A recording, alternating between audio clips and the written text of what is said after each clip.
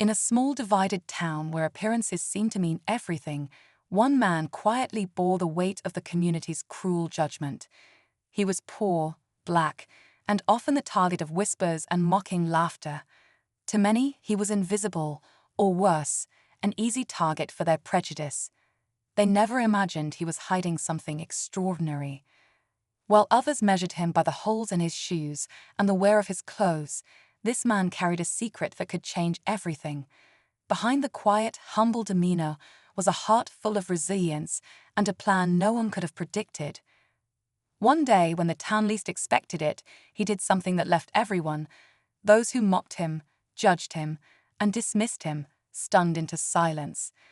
What he revealed shook their world and shattered the walls of their prejudice. What could this man possibly do to leave such an impact? Stay tuned to find out. The man, whose name was Elijah, had lived in the town for as long as anyone could remember. He walked the same streets every day, his head held high despite the cold stares and dismissive remarks. People made assumptions about him, whispering about his tattered coat and worn-out shoes, but they never bothered to learn his story. They didn't know about the struggles he had endured or the dreams he quietly nurtured.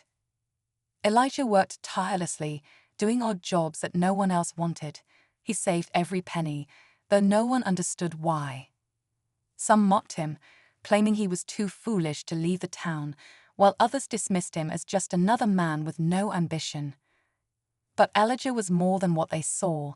Beneath the surface, he carried a spark of determination and an unwavering belief in something greater.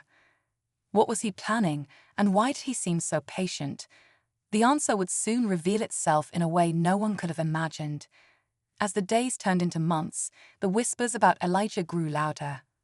Some townsfolk speculated that he was saving his money for something trivial, like an old junk car.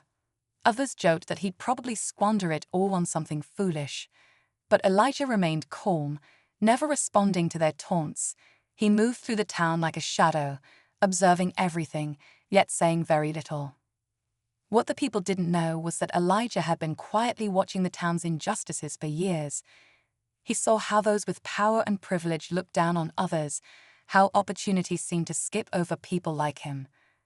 The cracks in the town's unity were as clear to him as the lines on his weathered hands. But Elijah wasn't the only one keeping secrets. There were others in the town, people who had silently supported him, inspired by his resilience. They worked in the background, helping him in ways so subtle the rest of the town never noticed. Together, they were part of something much bigger, something that had the potential to disrupt the entire town's sense of superiority. Yet, even they didn't fully know the extent of Elijah's plan, or the courage it would take to carry it out. All the while, Elijah kept to himself, his secret growing closer to completion. The tension in the town was palpable, even if most didn't understand why.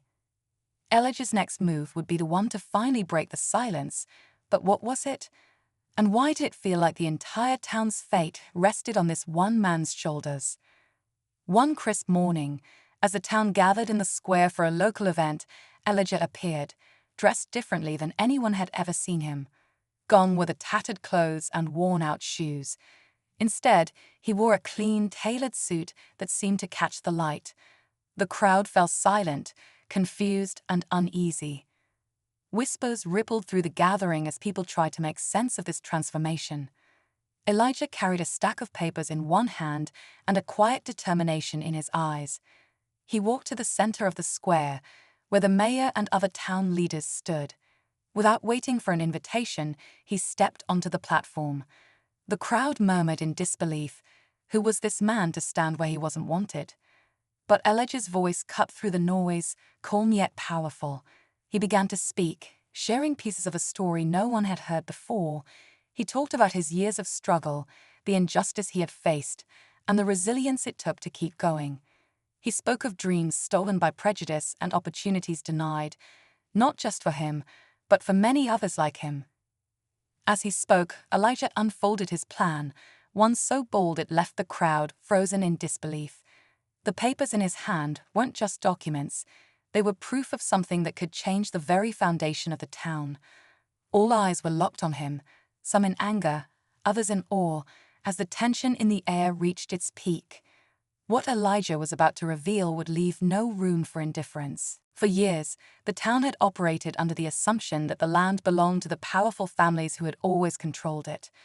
But Elijah revealed that he had spent years digging through old records, legal documents, and court filings.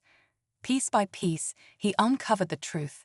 His family's rightful claim to the land had been erased through systemic injustice. The shock was written across the faces of the town's leaders, but the twist didn't end there. Elijah revealed he had recently finalized the purchase of additional properties surrounding the square, all acquired under different names to avoid suspicion. He now owned not just the square, but a significant portion of the town's most valued real estate. The crowd was divided. Some were in awe of Elijah's courage and persistence, while others were furious, their prejudice bubbling to the surface. But what truly shook the town wasn't just what Elijah had revealed, it was what he planned to do next. He wasn't here for revenge. His plan had a purpose far greater than anyone could have imagined, and it would challenge everything the town believed about itself. The professor, calm but visibly frustrated, explained his credentials to the officer, but his words fell on deaf ears. The officer remained dismissive, his behavior fueled by prejudice rather than reason. As the professor reached for his phone, the officer tensed, suspicious of even this simple action. The professor, maintaining composure, dialed a number that would change everything. On the other end of the line, the voice of the president greeted him warmly.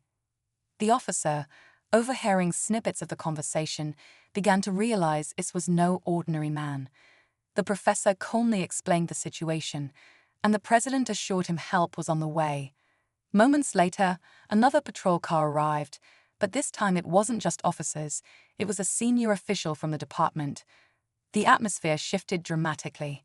The senior official, understanding the gravity of the situation, reprimanded the officer on the spot and ordered the professor's immediate release. The officer's face turned pale as the weight of his actions sank in. The professor, however, did not lash out or gloat. Instead, he turned to the officer and said, "This could have been a conversation, not an incident. I hope this teaches you something." Just as the professor was about to leave, the officer hesitated and quietly apologized. It wasn't rehearsed or forced. It was a genuine moment of reflection. The professor nodded, his expression a mix of disappointment and hope. But the twist came later that evening when the professor, instead of going straight home, walked into a community meeting. He shared the story not to seek pity or outrage, but to spark a dialogue about change. The same officer, to everyone's surprise, showed up too. Standing at the back of the room, he listened intently. When the professor opened the floor for questions, the officer raised his hand. "I'd like to say something," he began, his voice shaking slightly. "Today, I realize how deeply my biases run, and I want to be part of the change we're talking about here." The room fell silent before erupting into cautious applause. The story didn't end with a perfect resolution, but it planted seeds for something greater: accountability, dialogue, and the possibility of real transformation. The professor walked out of that meeting knowing he hadn't just defended his dignity, had created a moment that could lead to a better future for everyone involved. As the meeting came to a close, the professor stepped outside into the cool evening air, feeling a sense of cautious optimism. The experience had been exhausting, but it had also sparked a glimmer of hope. He reflected on the officer's unexpected appearance and apology, realizing that even small moments of accountability could lead to greater change. The community members who attended that meeting left with more than just a story. They left with a renewed sense of purpose. Conversations about bias, justice, and understanding began to ripple through the town. The professor's courage to stand his ground and channel his experience into something constructive left an undeniable impact. Weeks later, the officer began participating in local workshops on racial bias and community relations, encouraged by the same people he once overlooked. For the professor, the incident was more than a personal victory. It was proof that even in moments of injustice, seeds of change could grow.